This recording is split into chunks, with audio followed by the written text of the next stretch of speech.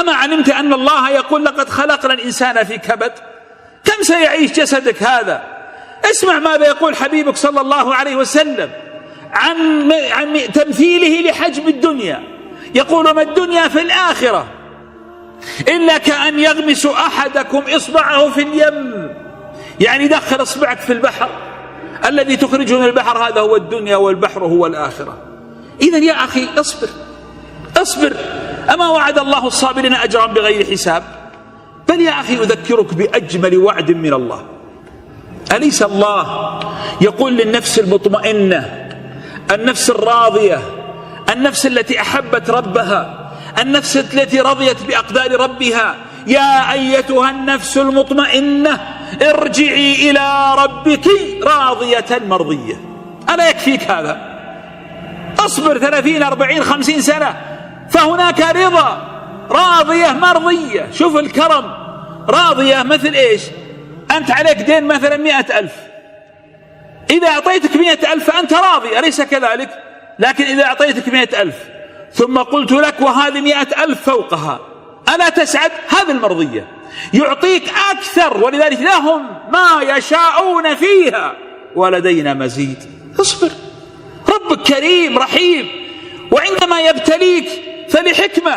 أحسب الناس أن يتركوا أن يقولوا آمنا وهم لا يفتنون ولقد فتنا الذين من قبلهم فلا يعلمن الله الذين صدقوا ولا يعلمن الكاذبين. فأعود للحديث الذي بدأته في خطبتي: غمسة واحدة يوم القيامة ستنسيك كل ما تعيشه من هموم. والله غمسة، يغمس المؤمن الراضي غمسة فيقال له هذا مقعدك لأنك أطعت الله ورضيت بالله. فيا أخي الكريم، اعلموا أن الله تعالى رحيم. ماذا يقول الله لي ولك؟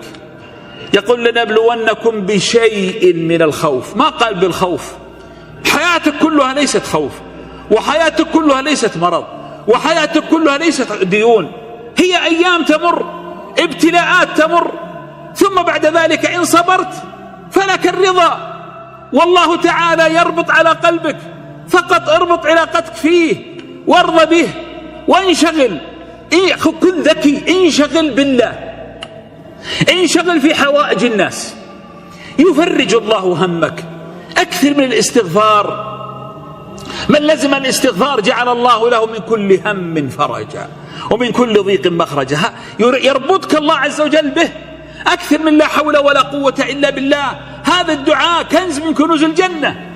لماذا تكثر منه؟ لأن بالإكثار منه تفتح أمامك كل المغاليق. احسن علاقتك بالله، اصلح، اربط حبلك بالله، فوالله لا يمكن أن يخذل عبد لجأ إلى الله، لأن صلاتك تقوى، ذكرك لله تقوى، استغفارك لله تقوى، إقبالك على الله تقوى. والله قال لك: ومن يتق الله يجعل له مخرجا ويرزقه من حيث لا يحتسب ومن يتوكل على الله فهو حسبه إن الله بالغ أمره قد جعل الله لكل شيء قدرا. فيا صاحب الهم إن الهم منفرج، أبشر بالخير فإن الفارج الله جل جلاله. إلى كل من حمل الهموم في قلبه، إلى كل هؤلاء قد تتساءلون: أين الله؟ أين رحمة الله؟ أين عدل الله؟ لماذا لا يستجيب الله لدعائنا ونحن ندعوه الليل والنهار؟ نعم قد تقول ذلك، فأنا أقول مستعينا بالله لكل هؤلاء: اسمع يا من آلمه المرض، هل تعلم أن أيوب صلى الله عليه وسلم عاش 16 سنة في المرض وفقد 10 من أولاده في مرضه، وكان من أغنى قومه، وبسبب المرض ذهب كل شيء، حتى إن زوجته باعت ضفائر شعرها ليأكلوا. هل تعلم ذلك؟ هل تعلم يا من مات له حبيب أن حبيبك محمد صلى الله عليه وسلم دفن 6 من أبنائه وزوجته وفقد الكثير من أحبابه؟ هل تعلم ذلك؟ إلى من عاش الحرمان، هل تعلم أن يعقوب عليه الصلاة والسلام ابيضت عيناه من الحزن فهو كظيم لأن ابنه أخذ من بين يديه وقد تعلق قلبه به. هل تعلم ذلك؟ إلى من ذاق مرارة السجن. هل تعلم أن الكريم يوسف، ابن الكريم يعقوب، ابن الكريم إسحاق، ابن الكريم إبراهيم عليهم جميعا أفضل الصلاة والسلام، سجن ظلما 10 سنين. إلى من تغرب عن أحبابه وآلمه فقدهم. هل تعلم أن موسى ذهب طريدا 10 سنوات يشتغل خادما، وهو الذي كان يعيش في قصر الملك عند فرعون. إلى من لم يرزقه الله جمال الخلقة. هل تعلم أن الخلقة لا قيمة لها عند الله، وأن الإنسان قيمته بروحه وليس في جسده؟ خذ مثلا قصة جليبيب، من هو جليبيب؟ صحابي فقير دميم الخلقة قصير القامة أسود الوجه، جاء إلى النبي صلى الله عليه وسلم وقال: يا رسول الله، أدمامة خلقتي تمنعني من دخول الجنة؟ قال: لا يا جليبيب. قال: لماذا إذن أخطب من الناس فلا يزوجوني؟ فأرسله رسول الله صلى الله عليه وسلم إلى بيت عندهم بنت من أجمل بنات المدينة وأحسنها شرفا. فلما أتى يخطب ظنوا أنه يخطب ابنتهم للرسول صلى الله عليه وسلم، لأنه قال لهم: إن رسول الله يطلب ابنتكم. فقالوا له: قال: لا لي. فغضبوا ورفضوا. لكن البنت قالت: لا أرد زوجا أرسله لي رسول الله صلى الله عليه وسلم.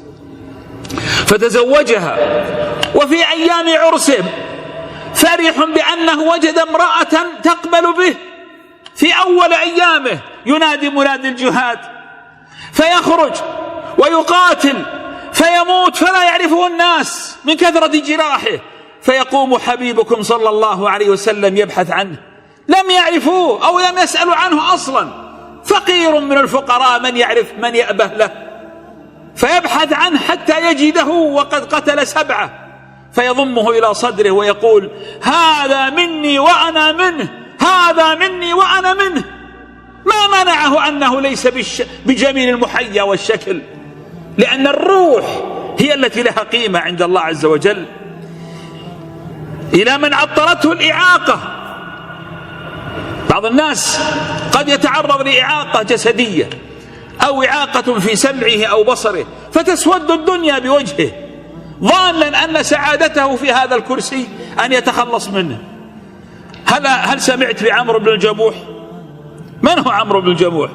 هذا رجل معاق أتى إلى النبي صلى الله عليه وسلم وله عرجة شديدة، وقال: يا رسول الله، أريد الجهاد، إذن لي. فقال: إن الله قد عفى عنك، أنت لست مكلف، لأنه عرج شديد. قال: إني أرجو أن أدخل الجنة بعرجتي هذه. فيذهب ويقتل، فيبشره الرسول صلى الله عليه وسلم، يبشر أهله بأنه من أهل الجنة وقد وطأ الجنة بعرجته. قيمتك بروحك ليست في جسدك.